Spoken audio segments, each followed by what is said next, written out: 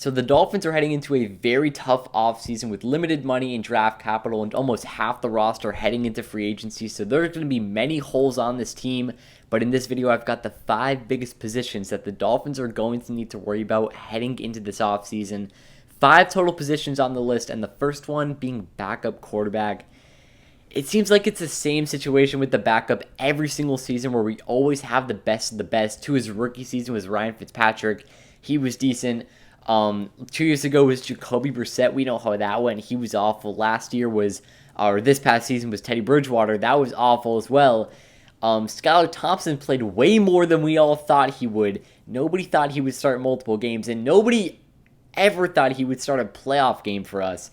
But I know a lot of people are going to say going into this offseason that Skylar Thompson can be our number 2 guy. He impressed. He made it a close game versus the Bills in the playoffs. And I'm not saying that we should release him or anything or trade him, but I really don't think he can be your quarterback 2 going into next season.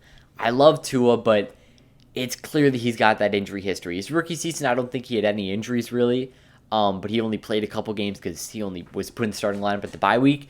But in the second season, which was last year, he had the rib injury in week 2 and then the finger injury towards the end of the season. And, of course, this season with all the concussions and stuff, potentially 3 of them this year, you got to go into next season saying that Tua is not going to play the full season. If he can play 15 games next year and miss at the max 2, maybe 3, I'd be happy. But if he misses more than 3 games next year, you got to have that conversation whether he can be your guy. He can be a great quarterback, but if he can't stay healthy for full season, I don't know if he can be that guy. So I want to keep Skylar. He can be the quarterback 3. The main guy everyone's been talking about is Jimmy Garoppolo to be that veteran backup, which I wouldn't mind. But he's just used to playing in that system where it's always quarterback friendly. He was with the Patriots for a while, then with the 49ers, which is the most quarterback friendly team in the NFL. The way that Teddy Bridgewater and Skylar Thompson were playing this season, it seemed like the Dolphins were the least quarterback-friendly team in the NFL. So we'll have to see how that goes this offseason. But newsflash right now, Teddy Bridgewater is not coming back as our backup quarterback. We'll see what the management thinks, whether they can think if Skylar Thompson can be capable of being the backup quarterback. But I wouldn't be surprised if they at least bring somebody in to compete with Skylar to be the backup. We'll see what happens with that, though. Next up is cornerback. I'm not saying you need to trade for a star. I'm not saying go out and get Jalen Ramsey or something, or trade Xavier Howard or anything like that. It's mainly about the depth. Now, we were lucky that we found some guys like Kader Kohu and Keon Crossan, I guess. But, Keon Crossan was mainly signed to be a special teams player.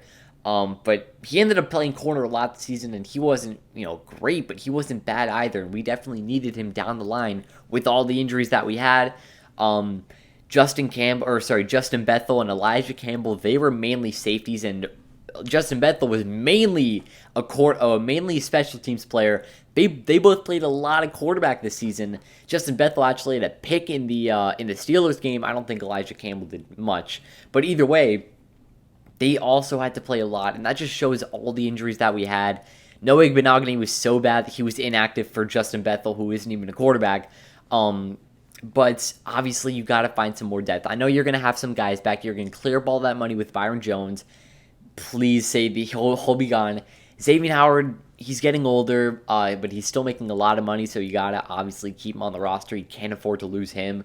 Hopefully he does better than he did this season, but we'll have to see what he did improve towards the end of the season, which gives me some hope going into next year. Kader Kohu obviously is going to be the one staying on the roster. He was a stud this year. We're probably going to get Nick Needham back. I'm sure he's going to re-sign with us. I'm confident he will. And I mean that's kind of it. You have Xavier Howard, Kader Kohu, and Nick Needham as your top 3 corners, which isn't awful, but you need to have some depth. Keon Crossan, I actually wouldn't be surprised if he is cut. But there is some veteran guys out there. I know Peterson, that he's one of the guys. He's one of the veterans that a lot of Finn fans want. But I'm sure that there's also some other guys. And I know damn well that cornerback is going to be a position that the Dolphins at least add some guys, whether it's through the draft or trade or free agency, whatever it is. I know the Dolphins are going to get a cornerback somehow. Next up is tight ends, and I'm kind of worried about the tight end spot next season, if I'm being honest. Mike Gesicki's gone. I hate to break it. I love Gesicki, but he is gone pretty clearly. He just doesn't fit in our system. Sathim Carter is going to be released. Hunter Long is probably going to stay because this is only like his second or third season, but he hasn't been doing anything. And everything is shaping up for Darius Smythe to be the only tight end basically on the roster next year and to be our starting tight ends. Now, it'd be a dream to get a guy like Dalton Schultz who can do it all, but he's going to get top 5 tight end money, and the Dolphins can't afford that when there's bigger holes that we have. Smythe wasn't bad this year at all. He's not a Gesicki who can jump up 10 feet in the air and catch a jump ball with one hand, but he is a guy that can actually throw block out there and can actually, give the quarterback some time when he's the guy blocking. Gesicki did not play well at all when he was back in the backfield blocking. So that was that's just a main part in Mike McDaniel's system. So that's just a reason why he wouldn't work. I'm sure the Dolphins are going to get another tight end. I don't really want to draft the tight end because we know how that goes with Hunter Long and stuff. It always takes a couple years for them to develop. So if we can sign one or make a trade or something, that'd be towards my better interest. But Darius Smythe is definitely a guy I want to keep on the roster. If he's going into next season as our number 1 tight end, I wouldn't feel totally confident, but I wouldn't be totally disappointed. So we'll see what happens with that. Next up is left guard. Liam Eichenberg is in it. I was pretty excited when we drafted him in 2021 in the second round. I think we traded up for him. Didn't allow a single sack at Notre Dame. But he's just been awful within the injuries and all that. Even when he's playing, he's bad. Greg Jones is better than him. It was pretty simple Robert Jones, I mean. I don't know why we kept starting Eichenberg. It sucked that he kept getting injured, but it was almost better for the team that he did. You need to go after left guard, at least to compete with Eichenberg. I keep saying this. You can bring in a guy just to compete with him, and then obviously release him when it comes to releasing the 53-man roster. But I also want to throw out their right tackle. I didn't put it on the list because I want to give Austin Jackson another year. I know that he's been in the league a year longer than Liam Eichenberg has. But I do think that Austin Jackson can still be the guy. And if it's not him, maybe even Brandon Shell. Brandon Shell is a free agent, but he was playing well. He was playing really well at the right tackle spot. So for a guy that we brought up from the practice squad mid-season, he played well. I'm sure that the Dolphins are going to re-sign him. There's no reason why he shouldn't want to re-sign because he played a lot last year. So I wouldn't be surprised if we see a Brandon Shell versus Austin Jackson battle for right tackle in training camp. And the last real position is linebacker. This is one that I'm actually very interested in. There's guys like Andrew Van Ginkel and Melvin Ingram. They're both, I would say, they're outside linebackers. They're both free agents. But there's 3 free agents that I'm actually intrigued of: Duke Riley, Sam McGuavin, and Landon Roberts. Now, Jerome Baker's been with the Dolphins for a while. I love him, of course, but he can't be our number 1 middle linebacker. He can make some plays here and there, but he just can't really be that guy. Landon Roberts, I'm gonna give him credit. In the run game, he's a beast. He's one of the best, probably run game linebackers in the NFL. But when it comes to pass coverage, he is awful. Landon Roberts cannot cover in pass coverage. That's probably a reason why we wouldn't bring him back if we don't. Wouldn't be surprised if we do nor don't. Sam McGuavin was not really used last season.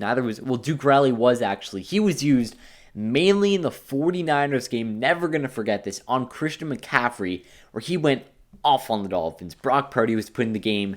And, in their offense, it's just dump off after dump off.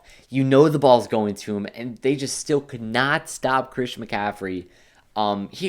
Duke Riley got absolutely burned on a stop and go by him in week 13. But linebacker is definitely a position that we're going to need. I know a name out there is Tremaine Edmonds that people have been talking about.